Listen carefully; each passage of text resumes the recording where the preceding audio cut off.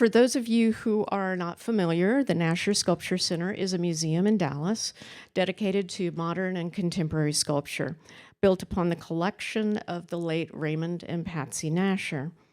With a collection of over 700 works, we boast one of the finest collections of its kind in the world, and we're pleased to augment that with temporary exhibitions, including Survey Antony Gormley, which opens next week.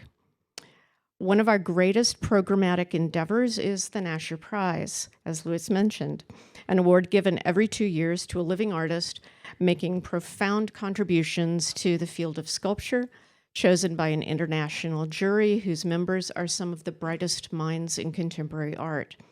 This past April, we awarded the prize to Belgian-Nigerian artist Audubon Nkanga, and our next laureate will be revealed next month. Though our lips will remain sealed this afternoon, I can promise you will be delighted with the next selection. The Nasher Prize is distinct for the programs that accompany the award, one of which is Nasher Prize Dialogues, a series of conversations held in partnership with institutions around the world to spark discourse on contemporary sculpture. Past programs have been held in such places as Mexico City, Reykjavik, New York, Copenhagen, Glasgow, Berlin, London, and San Juan, Puerto Rico. It is this series that brings us to Santa Fe this afternoon for Nasher Prize Dialogues, Sculpture, and Storytelling. Leading the discussion today between three fabulous artists beside me is my friend and esteemed colleague, Nasher Curator Dr. Leigh Arnold. Leigh and I have worked together for many years, and I can assure you, in addition to being a remarkable curator, she excels at good conversation. In that conversation's best interest, I am therefore going to turn things over to her. Thank you. Hi, everybody. I'm Leigh. Thank you, Catherine, for such a kind and generous introduction. And also, thank you to Luis Grachos and the entire team here at SITESANTAFE for hosting us in this beautiful auditorium. Most of all, thanks to our artists for joining us today. Kind of to my immediate left is Patricia Ayres, visiting us from the city, Brooklyn, Jersey City. Next to Patricia is Omari Douglin, visiting us from Los Angeles. And on the very far other end, we have Nora Naranjo Morse coming down from Española this afternoon. Welcome.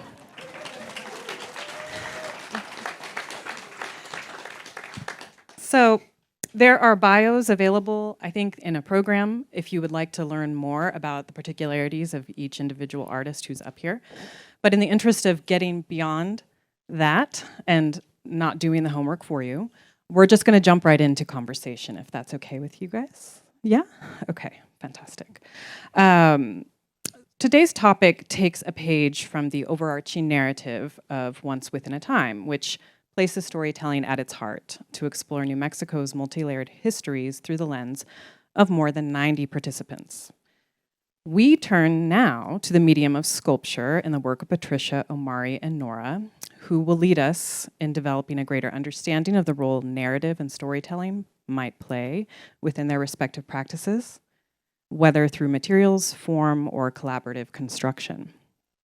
So I'd like to begin today by setting the scene and kind of asking each of you to really talk about the site of your respective installation or sculpture. Patricia, yours is on view very close by. It's here in the group exhibition on site. Omari, you cannibalized the back room of a commercial space in downtown Santa Fe. Nora, your installation emerges from the center of the Hogan Gallery at the Wheelwright Museum of the American Indian. These are all very different contexts, and I'd love to hear from each of you how the venue or site really informed what you made for the International. And whoever wants to jump in. Patricia, I think you're going for it. Sure. Well, I'm here at the museum And really my biggest concern was what size I could make the sculpture and how tall I could make it. And it turned out to be the tallest sculpture that I've made thus far. Well, actually, since this sculpture, I've made another one the same height, which I just finished a few days ago. But that was my main concern. And then, of course, I found out that I would be in the group of, with the theme of the uncanny and erotica. So that also, of course, was something I had been thinking about previously with my work. So I was able to continue thinking deeper about that. And did you kind of think of this as an opportunity to scale up? Oh, absolutely. I mean, it was a great challenge to go that tall. I had to make the sculpture in 2 parts and attach the top part, towards the end, because it would have been too much to stand on a ladder for hours to build the top. So yes. So Nora, what did the Hogan Gallery mean to you and the process of your developing into the forever? When Cecilia first contacted me and told me that I'd be installing a piece at the Wheelwright Museum, I didn't know how that would work or how I would relate to it, because I'm so familiar with the Wheelwright. I'm from this area, so that I was thinking maybe I was being profiled to be in a Native American venue. But then when I realized I was going to be right in the gallery, I thought, oh, this makes sense. And that Cecilia said that I could work within the space in the center. And when she said that, I realized this is perfect, because it's a Hogan. And the Diné people believe that Hogans are either male or female. This shape of the Hogan seemed to be female, and that's where life begins. And so the piece, among other influences, because I'm coming from it from a cultural perspective, just seemed to start making sense. And the pieces are organic, and they are made from repurposed materials. So all of these started mixing together as I started creating, and it seemed like everything just seemed to fit. And I learned later on, and there's a picture, beautiful picture of it, that was taken in late 1930s, where there was someone had put a picture or a indentation in the center of that gallery space, right where my piece is now sitting. Of course, they were making a sort of a holding place for a sand painting. And so that sand painting was there for the longest time, and eventually they took it away. And so I got to have that place right where that sand painting was. So I appreciated that. Omari, how did you decide on the green room for your location? Because I think from when we spoke, you had mentioned that you were kind of given some locations to choose from, and I'm curious if you could tell us about that process. I think for me, the green room was chosen because it was a space that was off-site from the main museum, and initially that idea of showing in venues around the city was really exciting to me. And like, I'm not from Santa Fe, and I didn't feel like I was one of the main artists who should be showing at the main institution. So it was kind of a way to take pressure off myself, picking a site that was like off-site from the main institution to do something in.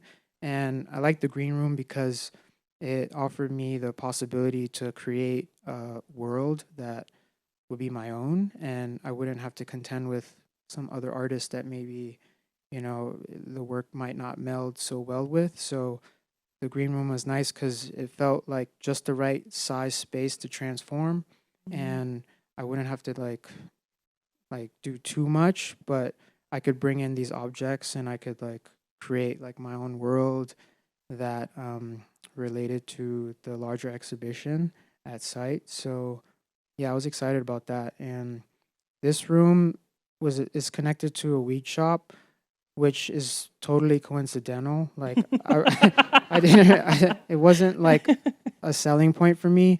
It really was just the space, and it had this interesting kind of molding on the walls and this mirror column and this kind of reflective ceiling, and it had character, and I felt like I could bring these figures, these characters to the space to activate it, because it was, when I saw photos of it initially, it was just pretty much empty, like a lounge. So I was like, oh, what if I could activate that space and bring life to it, bring people to it, bring the people of Santa Fe to it. So I find it fascinating that you wanted to take the pressure off yourself by doing an entire installation in a room.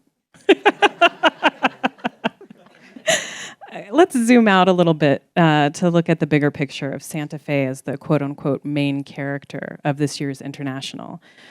Patricia and Omari, you are not from here. You're outsiders. So I'm curious, did you have preconceptions about Santa Fe or this area that informed what you set out to make for the exhibition or not?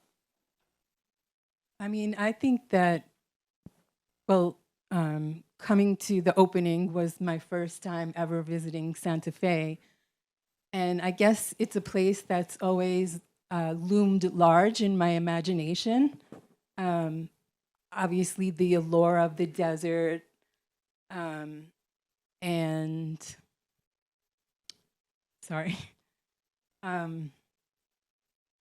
the idea of the UFOs. I mean, all of these stories that that I grew up hearing about, and then of course that it's a place of healing and rejuvenation, and so I thought a lot about that, about sanatoriums, and that idea really appealed to me, and because I feel like I have sort of a medical theme in my work, so I was very interested in that. Yes, that definitely comes through. Omari, what were your thoughts of Santa Fe before you'd been here? So I visited one time before, and I thought it was a really special place, especially the plaza where they have all the galleries and shops that are selling little objects and things. And I just remember it feeling like this very active zone where you could buy a piece of culture that at any given moment or time in the last, I don't know, 40, 50 years, you could be connected to it in some way. So for some reason, I thought that it would be cool to make a shop or make a place that would feel like a shop in the midst of Santa Fe, because that was kind of my experience coming here, was going into all of these shops and experiencing these different objects. And yeah, I felt like it was just a cool place where art was really appreciated. So that was also another thing that excited me about being in this show, was felt like a place where people really spend time with the work and think about it and experience it. Yeah. Nora, as a resident. Can you say the question again? Well, I was gonna give you a different question. Oh, okay. Because you're from here. Yeah. And so I have a two-parter. First, kind of what did it mean to you to be brought into this narrative of an international exhibition, but in your relative backyard? And then the second part is, how do you negotiate the mythology of Santa Fe with retaining some element of authenticity to who you are and what you think Santa Fe is? Oh my God, what a big question. You know, the commodification of culture is just huge here. And ever since I was a little girl, I was aware of that. And when I started creating and selling my work, that became even more a present matter to me. I wanted to hold on to my personal and creative integrity as much as I could because I knew that's really what I hold dear. And so knowing that someone Cecilia was going to give me the opportunity to make something that didn't fit into, that was allowing me to create something that maybe didn't fit into the paradigm of what a Native person would make was very, is up my alley. And so I was instantly attracted to the whole idea of creating for this project and also very honored. So having that experience through all of my life, having to deal with my creative integrity and what is commodified as a Native contemporary woman was really something that I was looking at. And so that entered the installation that I'm working on. Site. And it's almost like you're resisting commodification with that work because you could sell it off in parts perhaps, but it's really meant, it feels so natural in that space as if it grew there and it's going to stay there. Maybe it'll burst through the roof there. Hopefully. I think kind of going forward, I'd like to talk about how each of you repurpose materials. It's in the very description of your work, Nora, that's the only material line we're given, repurposed materials, which is great, and I'm gonna let you tease out what those are. But also, Omari, you're repurposing not just textiles and fabrics that you've worked with in the past, but you collected items throughout the area to create the kind of world of the toy factory. And of course, Patricia, yours are very specific, where Nora's are repurposed materials. Yours are, it's like a litany of materials that you bring into your sculptures. So it's really, I'm curious, Patricia, what kind of story you're telling through these materials, like US military parachute elastic and anointing oils.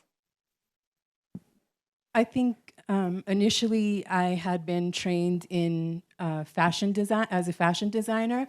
So I would work with materials such as elastic, and that is the main material that I brought into my sculpture because of the things that it can say, like it can talk about control, the way I'm using it can talk about control, constraint, restriction, binding, and then bringing in US military elastic can conjure up other images and other thoughts.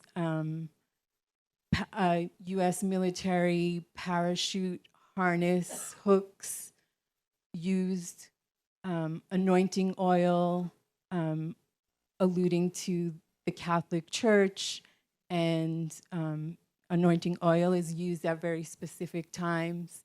And I think it also connects to the idea of the witch and the puppet and the bruja. By, I anoint my sculptures with this actual anointing oil. I also like the stains that it makes.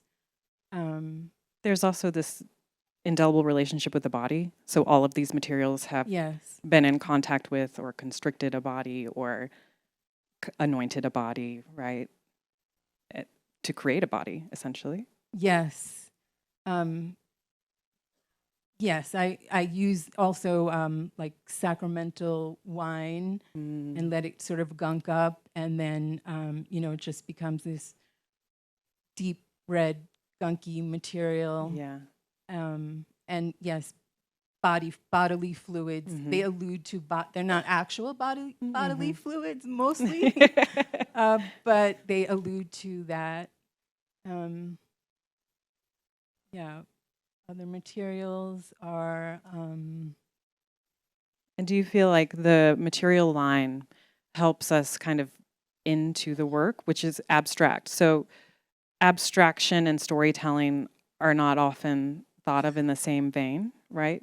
Abstraction is kind of a more difficult or roundabout way to tell a story. So how do your materials tell stories within your sculpture? yes, I am specific about the materials because I do want to guide the viewer.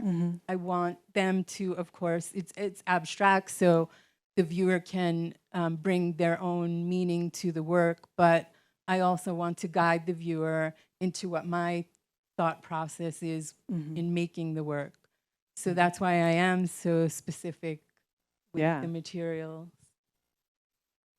Nora, your repurposed materials, tell us what they are. Can I start with the story? Yes, please. Okay. So in the 1930s, during the Depression, Pueblo people, harder time than ever for them, especially if they were making jewelry. Down in the southern Pueblos like Cochiti,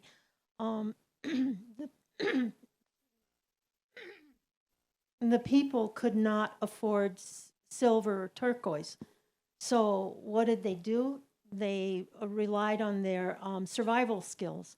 And they looked to the ground and they started collecting plastics, colored plastics that were sometimes coral looking or turquoise looking. They worked with gaskets and RPM records. Remember those?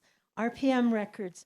And they started incorporating them into their jewelry. And from that came this whole genre of really unusual jewelry that a lot of people made fun of.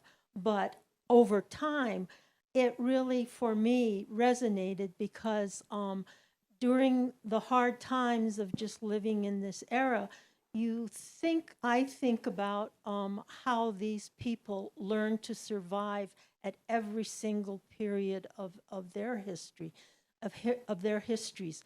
And so because of that influence, I'm very much into looking at what I can find by just looking down at the ground or using anything that is around me, because Pueblo people, because they had such great survival skills, were able to just collect things, whether it was just dirt, plastic. And so these Depression era jewelry are now in museums, and they're really valued, and they're a real statement about the survival of indigenous people. So I'm really influenced by that. The other thing that happened to me is because I'm a contemporary Pueblo person, I go gather clay during the summer and fall months. And one day I did that, and I was alone. I wanted to rest and take a walk in the mountains where I go, in the hillsides where I go get clay. And I walked over a hillside, and over the hillside, I was kind of astonished and taken back because I saw this river of trash just there. And that visual juxtaposition really startled me, and it made me start thinking about what we consume as human beings and what we discard at an unsustainable rate. And so what I did that day, in my truck, I had these buckets of clay for my work, but I also started collecting material from this river of discard. And I took it into my studio, and I just started cleaning it off and started thinking about what this material was still useful for. And so I've been doing that for a number of years now, and the result is at the wheelwright. I'd love for us to think about what happens to a sculpture in that moment between using this repurposed material and it becoming a sculpture. What do these materials they've all got their own histories and narratives that then are incorporated into your work? What's happening there? How are you translating that history of that object into your sculpture or your art? Are you asking? I'm asking anybody. I see Patricia's like, I'm thinking, so I'm going to pass. But Omari, I would love for you to maybe. Okay, so I was still thinking about your last question Yeah. about the materials and like Mhm. how one came to choosing them or picking Mhm. them.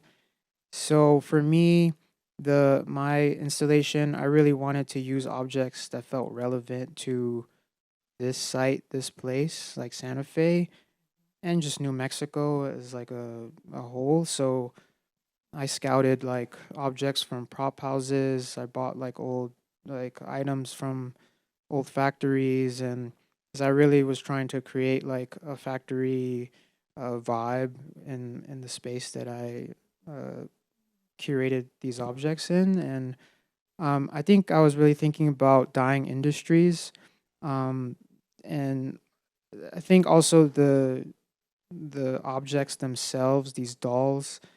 I was thinking of the dolls as also a dying industry, like toys that people play with or kids play with, and like toys and things of that nature, and how you don't really see kids playing with those things anymore. Or it's like, Or the handmade quality of them, yeah, the that's something handmade that's really quality, disappearing from, totally, and how it feels or speaks to a era that has passed. So I feel like I'm interested in like, yeah, this past era of uh, energy and objects and just spaces and processes that are dying. And um, I feel like driving around Albuquerque, there are like some really defunct areas that you see a lot of closed businesses, and um, maybe some parts of Santa Fe too. But yeah, I think I really wanted to bring life back to some of these objects that maybe at a time in the past they were like really used and really like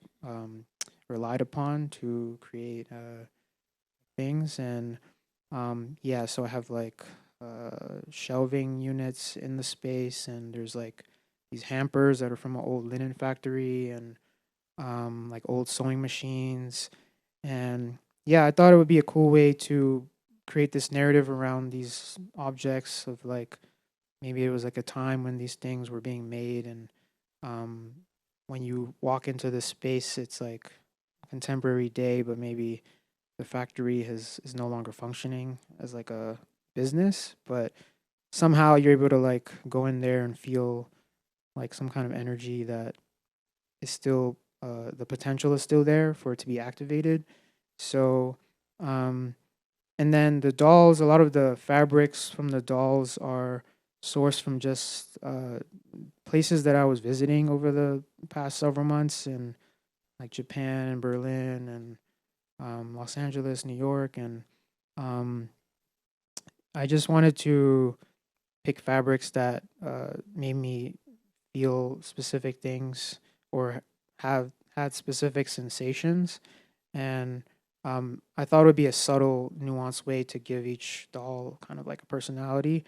Um, so I think that paired with these objects, I really wanted to create this experience where people could go in this space and they could kind of create their own narrative as to like what these dolls mean or what this site means or what going into this space and like touching one of the dolls or picking one of them up or moving something around in the space means. And let's sit there for a second, because yeah. I knew about this kind of this aspect of your installation that was intended to be kind of not collaborative, but at least open to visitors to handle the dolls, page through books, really kind of go through the space in a way that you don't typically do when you're in a museum setting, for example.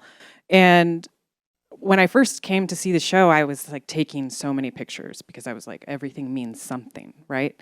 And I was like, this doll has a page open of a book. So what's this passage? You know, and I was so like, there are all these clues that Omari has left us and I'm gonna figure it out. And then we have this conversation. He's like, oh, I didn't do that. That wasn't me, you know, and it dawned on me that your audience really went with it. There have been a lot of kind of changes, collaborations with anonymous visitors to the space that I find are quite funny. And it just is striking to me how you created a space based off of a narrative you were interested in telling, but then it became a space for anyone to come in and build their own story. Is that something that you envisioned, or was that a happy coincidence of? Yeah, I think to this point of that I was saying, like, oh, do people even use these objects anymore? Like, that was really a question that I had in my head when I was making the installation. So I think I had this idea that if the space was open-ended, that maybe people would engage with these objects and maybe they would have some kind of nostalgia around like toys or soft toys, or maybe people have played with them when they were a kid, or there could be a reactivation of that intimacy with this object. So yeah, I just did it as a test to see if people would interact with the space in this intimate way. And I also couldn't figure out how to complete the installation. So this was kind of a way to have people help me complete the installation. And I think there are things that people see that I don't see, and things that I see other people don't see. So I think like this collaborative space just creates something really interesting and exciting for me to return to and see. And also, I think if you come to the space this week and then 2 weeks later you return again and there are changes, like what new questions pop up in your head about like the nature of the presentation, you know, and just this kind of generative energy. And someone who came by had this really interesting thought that, oh, like this feels like the dolls come alive or something at night, and they are Yes. actively It's Toy like, Story. doing Well, something. And Also, that brings to mind Sigmund Freud's essay, The Uncanny, and how he mentions about young girls playing with dolls and believing that the dolls would come to life when they're asleep. And hearing you talk about that makes me think of that. And then it also triggers my own memory of being a young girl and having a sleepover with my neighbor and thinking that we'd have all our dolls set up and that they would come alive when we were sleeping, and our brothers moved the dolls while we were sleeping. No. So we really believed it.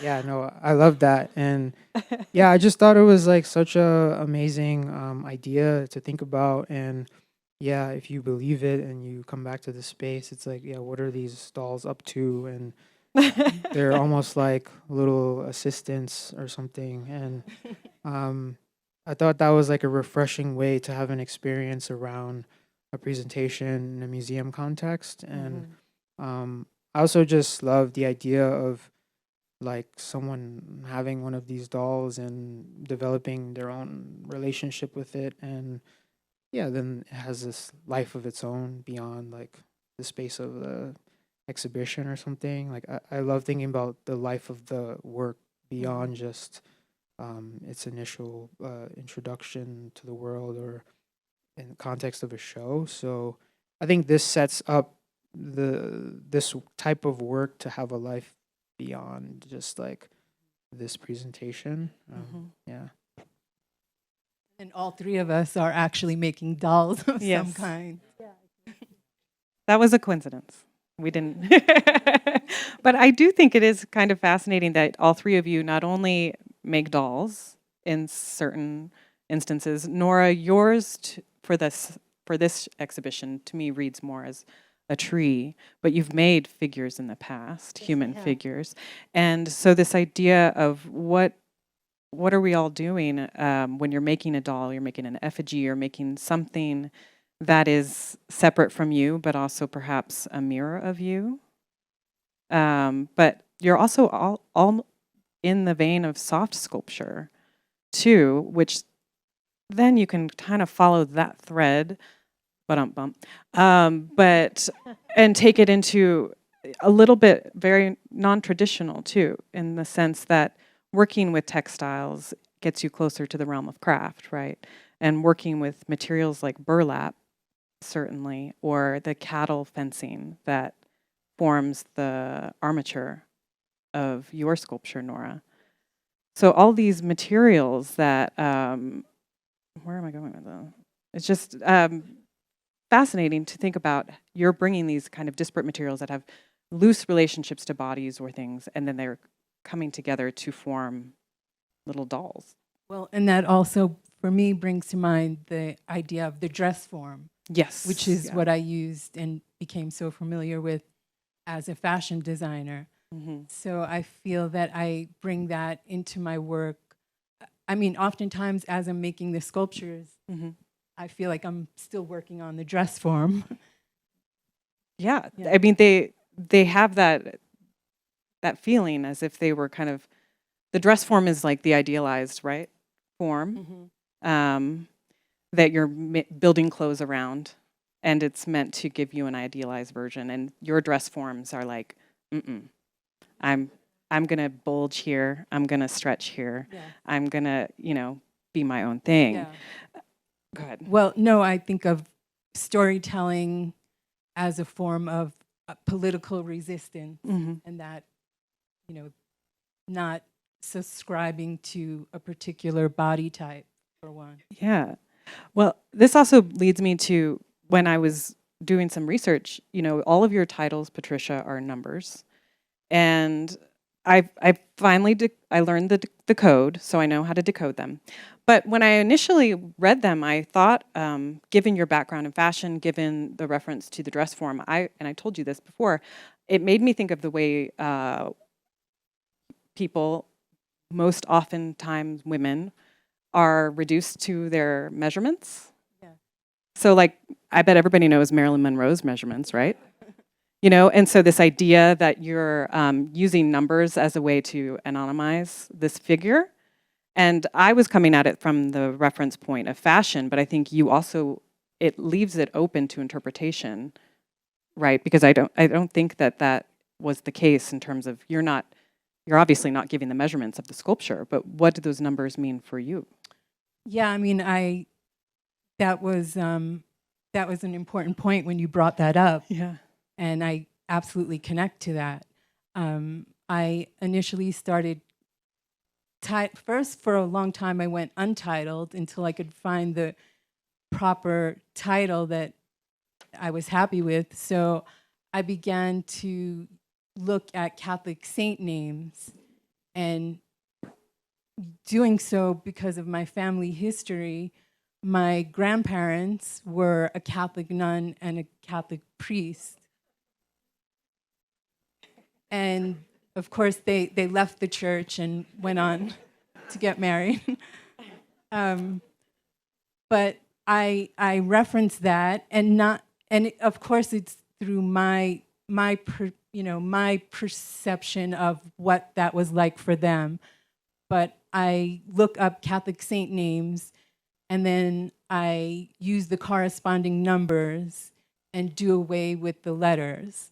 So my titles I put dashes in between each number, and then I feel that alludes to many things, such as incarceration.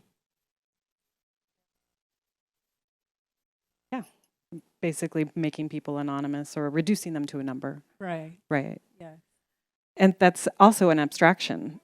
Yes. Oh, and then also I do research the saint and think about how it connects to a specific sculpture.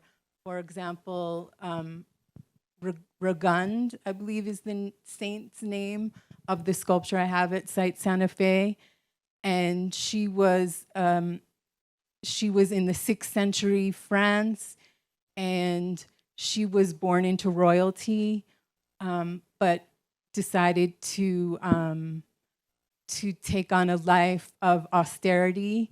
Although when she was still royal, she would wear like the cloths, like the hair cloths underneath her royal garments, and she would take metal rings and put them around her arms and her neck, and it would cause her skin to swell, and she would go out on the cold stone in the middle of the night to pray.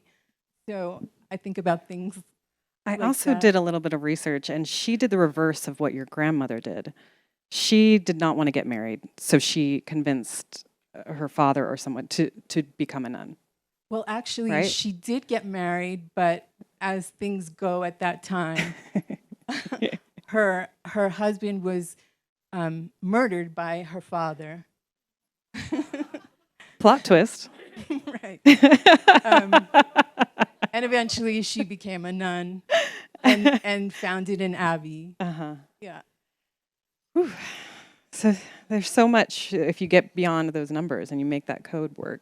And I think that's what's really valuable to think about in terms of abstraction and storytelling. I mean, Nora, your sculpture is likewise an abstraction. In some ways, it's very Miro in its form. And you're taking materials that you're further abstracting them to become part of this larger whole. So I'm curious if you wanted to talk about the role abstraction might play within your own practice or as it pertains to storytelling. Well, my story isn't as religious or lofty as Patricia's, but the way it started for me working with this burlap material is that one day I was going to get my chili roasted. It's chili time, right? And New Mexico is the chili capital of the world, I guess, especially in Hatch, New Mexico. And so all along the Rio Grande, there are all of these stands, and they have this new method of roasting chili. And the chili that's brought from Hatch, New Mexico, which is about 5 hours from here, is brought on burlap bags. And so when the burlap bags are no longer useful, they're thrown out or burned. And I thought that was wasteful. And so I started collecting the burlap bags. And I started really looking at them and realizing that some of the monk's cloth that makes our ceremonial clothing has the same kind of real loose weave. So in order to sew these big pieces together, I went to an elder in my community and asked her if she could help teach me how to sew in this kind of material. And then I realized that I could dye them. And so then I went off into another rabbit hole, and I just started becoming more and more involved in that process of learning about the material and collecting them, and which I still do today, and learning more about them and applying information from my community, from my culture, into making these pieces the way that I want, or that they ask of me. Oh, I just wanted to add, as far as my titles, also thinking about Holocaust tattoos, which is something we spoke about, and military coding, which is also has a presence here at the SITESANTAFE, and Bible verses. Yeah. Okay, so we're getting close to the end of our time, and getting closer to this theme of collaboration and collaborative storytelling, which is quite present. We've already spoken about this with Omari, your installation, how it began as a collaboration with the toy maker to create the doll forms, and then now you have this collaboration, an ongoing collaboration with your visitors to your installation, which is quite incredible. And then Nora, your history of collaboration with your daughter is long-standing, and it's something that you've been playing a game of pass it for many years. Yes. Where one starts a drawing and then passes it to the other to add to, then passes back and forth, and so on and so forth. But also your Gather project, which is a intergenerational collaboration among Pueblo elders. I think also about the tradition of storytelling and oral history within Native cultures and societies. And Patricia, to have an installation, to install your sculpture in a group context, you are inherently asked to collaborate with your surrounding artists. So, in the spirit of collaborative storytelling, I want to conclude tonight's discussion with an impromptu storytelling game. Playing off of Nora's version of Pass It, I hope you all will indulge me in playing a game of group storytelling in keeping with the theme of the 12th International. So I have with me a grab bag containing items that have been collected from Santa Fe and the surrounding areas, and I'm going to pass it to my left. So Patricia, you get to go first.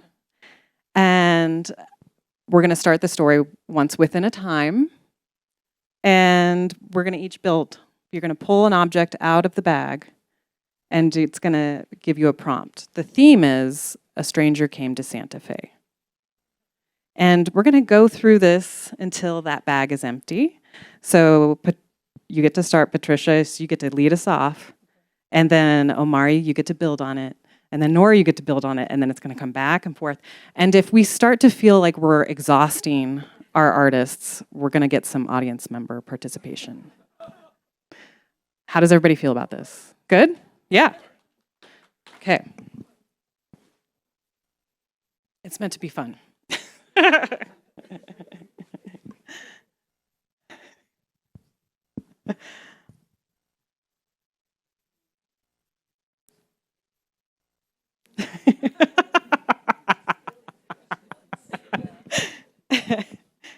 Oh, okay. It's okay, it's okay.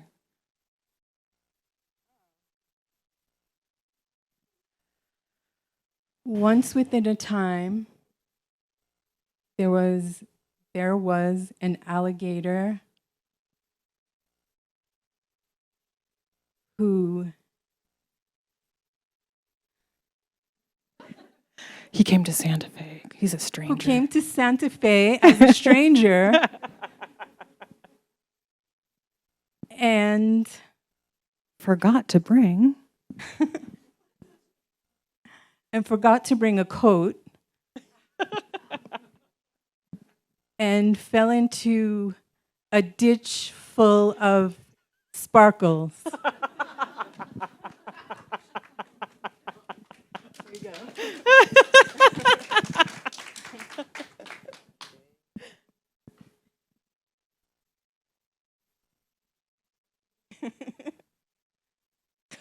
Yes. Perfect.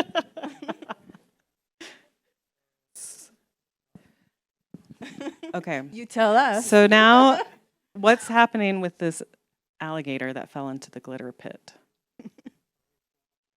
Yeah. Yes.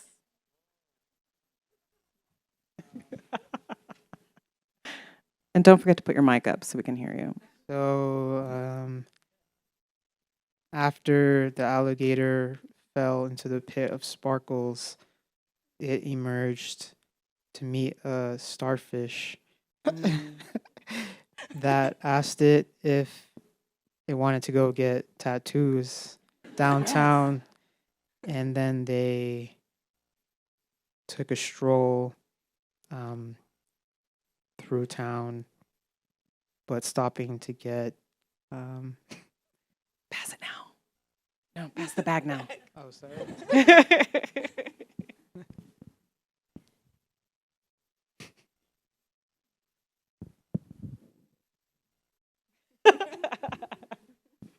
So the alligator was still sparkly, and the starfish was still white wool, and but they were still friends.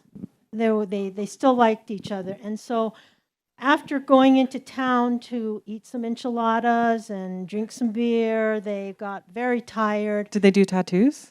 And oh yeah, they got tattoos, and so all of this made them so exhausted that they crawled up upon this piece of wood that was just beautiful to them, and they sat there and they watched the sun go down, and they were holding hands, and they thought, "What a perfect day."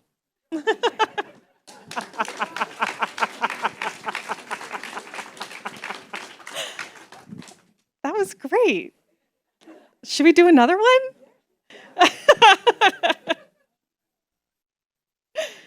Once within a time.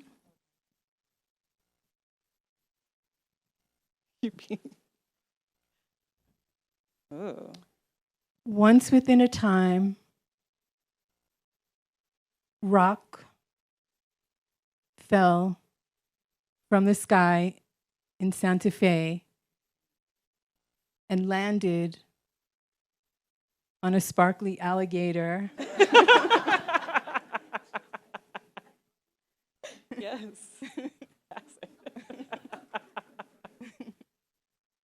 and crushed it. Oh no. Oh,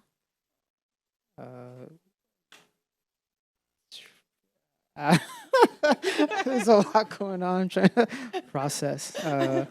So after the rock landed on the alligator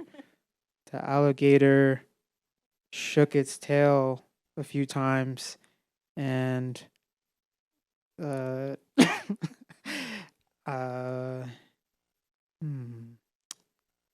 took a stroll to a souvenir shop and then found a very cute little heart stone that it thought it would give to the starfish. very good. Oh yeah.